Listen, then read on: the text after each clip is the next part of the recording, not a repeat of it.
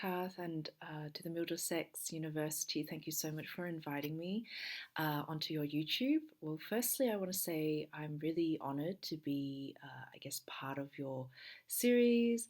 As you know, I'm an international commercial lawyer with a strong interest in space and ESG, and for the last few years, I've also had the good opportunity to work in the UAE.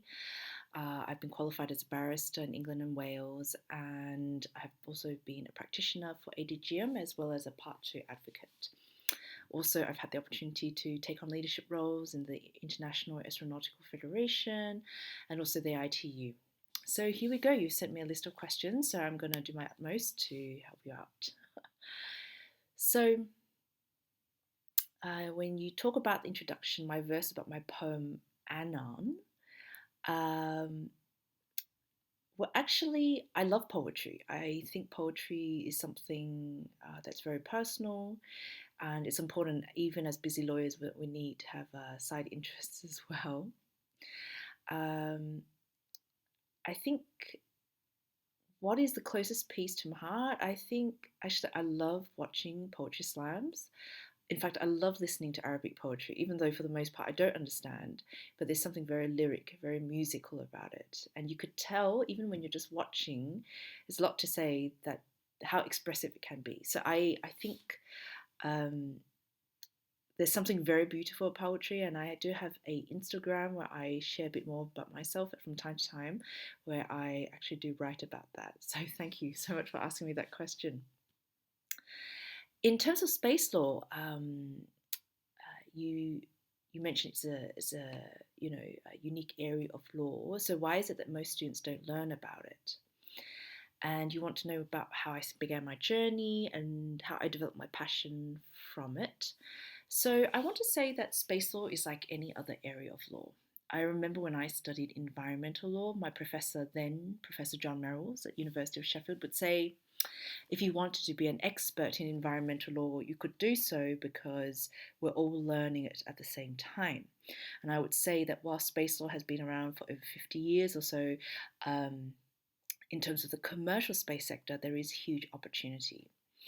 I think the value in space law is like any other niche area of law. When you become a practitioner, of course, you need to know the fundamentals of torts, contracts, constitutional law, so forth, public law. But I think it will get to a point where you also want to explore as a student, as a practitioner, what area interests you. So I had the good fortune of being selected as one of 100 representing their own countries to attend the Singularity University, where I got to learn a lot about legal tech, emergent techs, and that also was an opportunity for me to stay at NASA Ames for a few months. I did a number of things. I not only completed the course, I tried to co-found my own satellite propulsion startup. I tell people it failed miserably, but I had a lot to learn. So that was very important. And I went off to then help a lot more and plenty other startups, including the UAE, which makes me so happy to talk about it. So, why New Space 2060? You rightly so asked me why 2060. So, to give you a thought or an idea, I think it's terribly exciting if, let's say, we're in our 70s, 80s, and by that stage, let's say 2060, we would have all had a chance to go to space. So, my vision there, I guess, is rather than making space exceptional, rather than thinking it's only for the rich and the privileged, that it's actually an opportunity for everyone to do so. So, my startup New Space 60 is actually an arm in which I then go on to help other businesses, startups, to pursue an area, an idea that contributes hopefully to space as well. So you mentioned that space technology is one of the most competitive areas in which countries actively want to engage in. I totally agree. And as technology advances, you're interested in knowing how space law responds to the demands and dangers of space, including space debris, satellites, and rockets. Well, I'm happy to tell you that it's an area of law, or when you talk about the dangers of space in relation to space debris, the space community is very alert to that. They do know there are issues when you have so many startups or so many businesses, satellites, rockets going up they have to come down, or be it that they have to be recycled in some shape or form. Otherwise, when there's collision, there's going to be problems. So that in itself is something that has actually inspired a number of space startups. Um, and also countries and space agencies have also been very proactive in trying to figure out ways how best to deal with it. So it's not new in that sense, but obviously sometimes when you've seen launches that have not succeeded, there are potential rocketing effects of that happening in terms of consequences, costs. For the most part, when I think of the UAE, and UAE being a very progressive country as well as very forward thinking in the space sector, for the most part, international law aligns um, responsibility of, say, startups and businesses, um, of which they are flagged under. So, for instance, if you have a particular company that is intending to launch and it's flagged in the UAE, or be it it's flagged in the UK or Australia, that particular state would usually have the overriding, I guess, responsibility to that effect. However, having said that, because of the growth of new space sector, I think there is also increasing interest to pass on that level of responsibility onto the private sector. I'll give an example.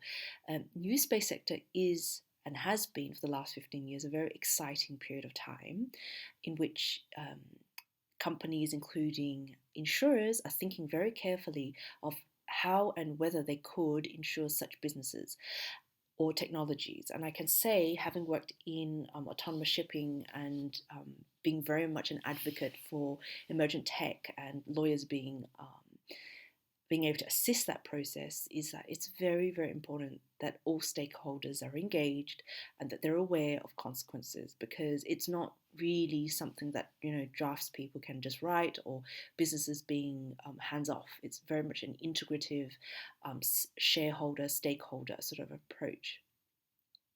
So you asked me that the relationship of between outer space is rapidly progressing and involving many private enterprises in space exploration. And you asked me, what do I think are the opportunities and what challenges are arising from those private enterprises? Well, I think the opportunities are unlimited, particularly if we draw references from space and Earth. I give you very simple examples. There was a good colleague of mine, she still is a very good colleague of mine. For one of the main space conferences, she suggested doing space muffins, muffins where you put on a space, sprinkle some stars on and, sell them at the convention. I think that you could say is a very bottom level way of thinking, but it's a business and it also promotes space. So it ticks two boxes for me. On the other hand, you have the very high tech startups, and I'll mention the one that I failed to work with. But in that experience, what I learned is you have a lot of people who are very talented, who are engineers, that may not know what the law is all about. So you go from a geeky, techie kind of a startup entrepreneur to someone to be a holistic, all rounded business entrepreneur. So what it means is space and entrepreneurship as a combination allows space entrepreneurs to become real entrepreneurs, if I can say that. They can have amazing technology, but if they can't sell, if they can't actually, deal with customer service, then it's a huge problem. I think the challenges that can arise for space or private enterprises is actually making it harder than it is. So, for the last few years, I have tried really hard to also create the impression that space, of course, the traditional way of looking at space is space exploration, flying a rocket out in space. But to bring space down to Earth, i.e., to relate to you and me, our grandparents and grandkids, it's really about making it normalized. What do I mean by that? It means, and I use a very good example, I was tasked with the question of how do I double the space sector in Japan? And the first idea that came to my mind was, those cereal boxes. And in the cereal boxes, there's a toy. The parents go to buy the cereals and the kids want the toy in the box. But the messaging is actually the same. You want to buy the cereal. So that's the same thing I want to do about deal with space. So what I did as an idea was to adopt poetry as a way, because I was in Japan and haiku is a main form of Japanese poetry, to try and get people to think about space. So I think about space entrepreneurship as very fluid, very flexible, and multifaceted, not in the traditional way, but more in an open minded fashion where you can connect all the dots. So I think one of the greatest challenges for private enterprises is to see how they themselves can pivot, be it in mentality or be it in reality, and then also engage in the sector in a way that they would engage in any kind of business. For example, if you're in pharmacy, you're there to sell medicines. So being able to pivot in a way that they could also understand that there is a market for them, they just need to go out there. Some more technical questions. So you have a question about the Space Industry Act, how the UK government requires commercial spacecraft operators to indemnify potential claims against them. However, according to the UN Space Treaty, states are responsible for space activities and are held liable for damages by the space objects. So does the UK bear liability for accidents caused by a UK-based space operator's mission? I think the answer to that question is, with the traditional starting point, the answer has to be yes. But with more and more entrepreneurs coming in, you can also imagine that the government probably won't be in the best position eventually to do that. So relying or requiring enterprises to be responsible, I think is a good thing. However, having said that, then you need other actors on board, including insurance companies and the like, to be part of that conversation. Because ultimately, responsibility, if it's anything similar like maritime, needs to be shared if it affects multiple parties. To give an example, in the maritime sector, if there is an oil spill, there is actually a fund, the IOPC fund, which allows for cleaning up the spill. So rather than waiting around to see who's responsible and who's to blame, the focus is actually on, let's fix up this oil spill first and then have a conversation about who is responsible to blame. So I think it's a one way of looking at how are we ensuring safety, security, and also cleaning of the industry prior to anything being launched and an accident happening. So you're asking how you love my post, thank you so much, and that you've noticed I've attended a number of conferences about space law in different countries. What are some of the notable variances I've noticed on space law on third parties across different jurisdictions? So this question, I think I'll answer it quite broadly, because space, depending on which country you're from and where you're, about, you're at a different stage. But having said that, I am so impressed with the Middle East. I'm so impressed with UAE, with Saudi, because as a country, there's a phrase we use, is you guys are punching above your weight, which means that even though you could say Saudi is an early starter, it's really jumped the gun in terms of its progression under the leadership of Mashal, who is currently leading the diversity and equity in the International Astronautical Federation.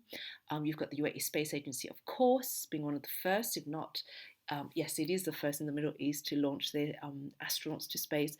So there is a lot of development, and of course, more recently, we had the launch of the South Africa, and also in the whole African region, African Space Agency. There are just so many things happening. There are countries that are like, of course, New Zealand are doing very well, Australia, of course, and Philippines, surprising, is doing very well. So you've got the traditional players like Russia, UK, and of course you've got players that have always been very big, like China and India. I mean, China and Japan. India more recently have just been a sensation to be the third country to land on the moon. So I think there are opportunities throughout the world, regardless of where you are, if you're inclined. Advice. I know you're going to ask me for advice. So being a barrister is a roller coaster. The statistics reveal that lawyers experience depression, anxiety, and substance abuse. Why do you think this happens, and what are some of the methods you use to ensure the job's exhaustion does not get to you? So what I wanted to share with you is actually, I think I've been there and done that. I had a quarter life crisis myself. I'm quite open about speaking about it. And I think what that means is, sometimes in any profession, actually, you're expected a lot and you give a lot. But sometimes we need to look after ourselves in ways that also make sense. It's not burning the midnight oil, taking those ridiculous phone calls at different hours. Funny I say this because we just had a session with the Law Society on business development. And actually, yeah, so I turned to meditation and mindfulness. And for those that actually attend my live talks, I actually also do meditation sessions, which I find extremely helpful. So, find out what your passion is and, take rest, look after yourself, look after your friends as much as, have a circle of friends that are amazing around you to also keep you in check. I think the legal profession itself is going through a huge change. So, as much as we all want to aspire to be high flying lawyers, we also have to be very adaptive and utilize the resources that we have to make our lives easier as well. You mentioned that due to the scarcity in finding opportunities related to space, especially in the UAE, what should students do in engaging themselves more in this area of law?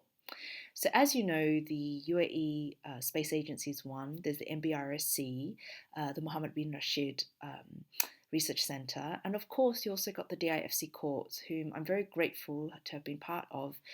The space courts, in fact, they're the first space courts to be launched in a functioning, competent court to deal and handle with space matters. So, no doubt, I think there's going to be ongoing matters.